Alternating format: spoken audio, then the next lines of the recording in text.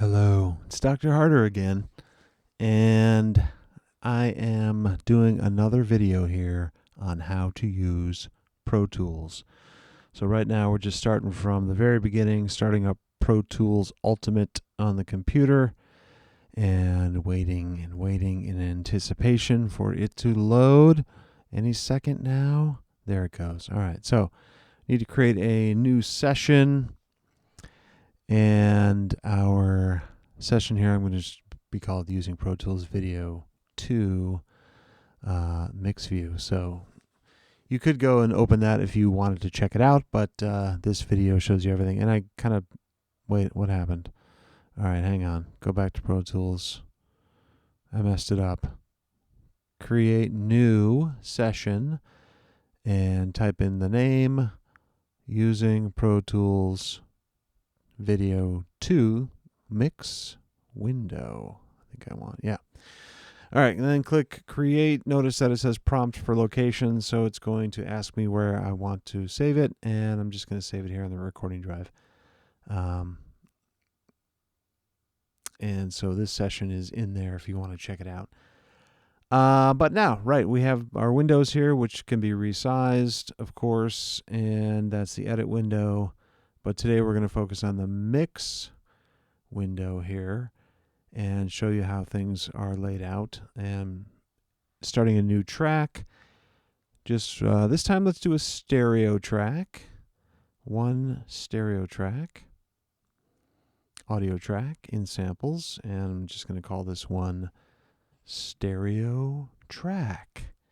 Click Create, and now the screen is empty. But don't worry, I'm just zoomed in. So I zoomed out, and let's zoom back in on our track so we can see it a little bit better. Let's start from the bottom. So down here you see the name. Notice that Pro Tools will automatically abbreviate the name. It took the A out of the word track just to make it fit in that space. This icon right here shows you that it's an audio track, and then that shows you your dB level, which I can option click to get it back to 0 on the fader. This is that meter section. And again, we have mute, solo, and input buttons here. The input button, just to kind of go over that a little bit, is the input monitoring. So if you wanted to hear yourself or hear what's going on without actually pressing record yet, you could monitor what's happening on the input. This is a stereo track, so it has two pan knobs, and you see how they're panned left and right. Groups down here. So if I had more than one track, I could create a group. And this little tiny arrow button down here expands that sidebar. So if I wanted to create a new group, I could do that, but we're not going to do that today. So above that is, this is the DSP mode, which we'll talk about later. Don't worry about that right now. Here's that automation thing from the other video, and you can see all the different choices there. We want to leave that in auto read. And now the inputs and outputs. So input here is A1 and 2 since it's stereo, and then this is set to, by default, go to something called a bus. But I'm going to change that because we want it to just be monitor left and right. And actually later on we're going to change that.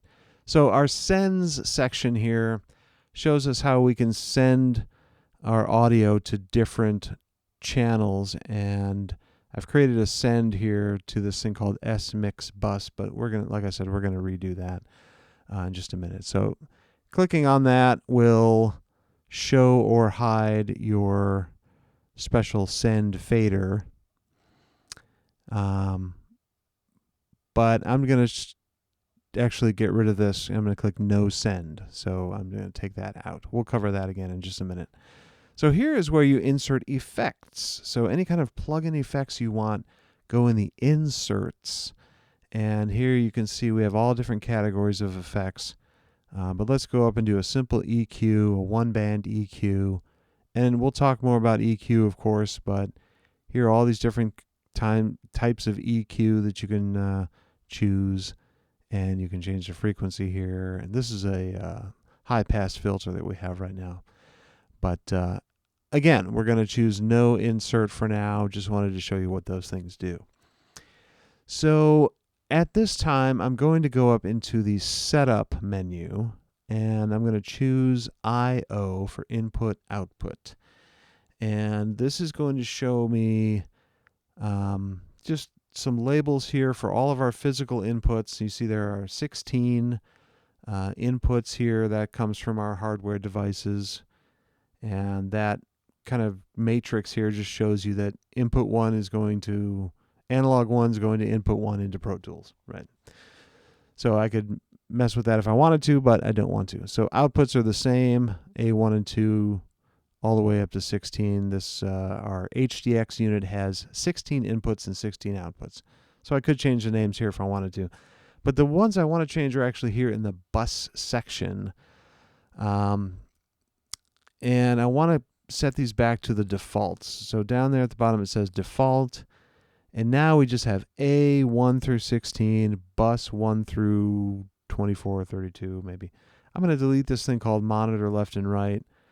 Again, it's just a name. You can read that if you want. But now we have all of the default names in there again. Just very generic. A1 through 16 are all of our buses. A bus is an internal routing system inside of Pro Tools. So we'll demonstrate what that means later. Yeah, now I want to set my output meter path going to A1 and 2. And then I click OK. And now you see it turned off the output by default, so I just have to go in there and select it again. Now we have A1 and 2 for our output, A1 and 2 for our input. They're named the same, but they are different. So I can change the inputs to A3 and 4, and it'll still output to A1 and 2. So just be aware of that. And this shows us a little pop-up fader if I click on the right side of that. Okay. So let's go ahead. I'm going to create some aux inputs here. And yeah, go to aux. No, sorry, this is the master fader part. Yeah, so I'm creating what's called a master fader. Don't worry about that for right now. DSP mode. We will cover that a little bit later. So this is what's called a master fader. This is simply just something that shows you your overall level in your project. And I only have one track in there right now, so it's not that consequential, but I can also add inserts to that. So I could put effects onto that master bus, as it's called. So the master fader or master bus is located there. We can also see it in the edit window. But let's go ahead and create, actually I'm going to put in some sound sources here. This is in the audio suite menu, going to something called our signal generator. And I'm going to generate some white noise here at -20 dB for just this amount of time that I've selected. So that's about 30 seconds, I guess.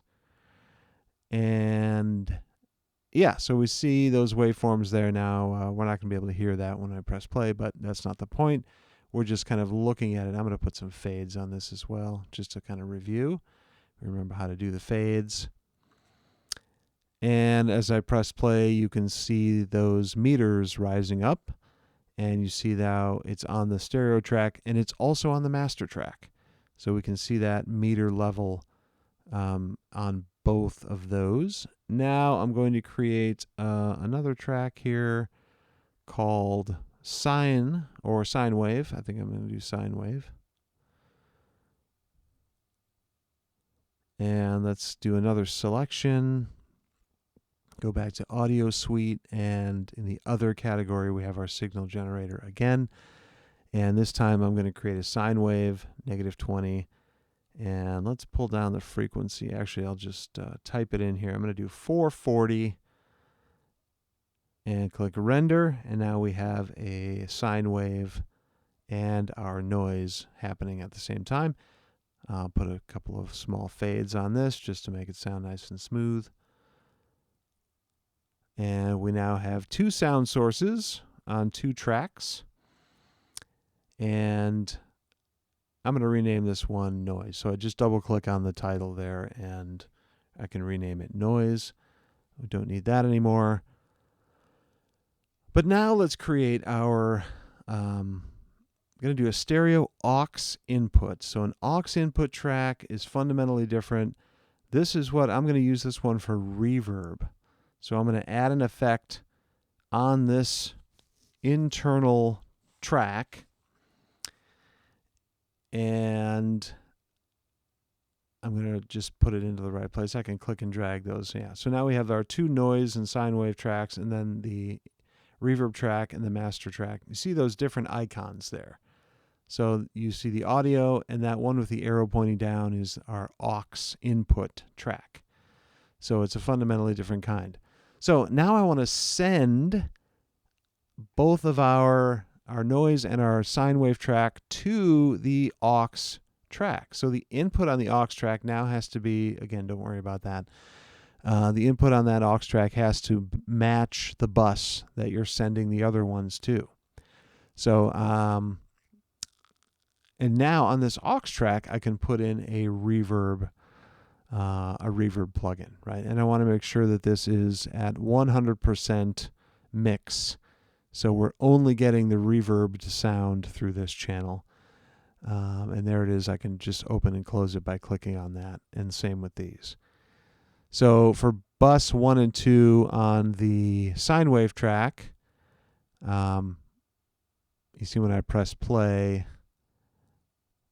we're not getting anything into that new track until I turn up the amount that I'm sending. So now the sine wave is going to the reverb channel, and now the noise is also going to go to the reverb channel because I've increased the amount that I'm sending to that reverb channel. And you can see how they all combine, the noise, the sine wave, and the reverb all combine on that master fader there. And there it is again. All right, and I believe we are approaching the end of the video. So I hope you enjoyed this installment of Using Pro Tools.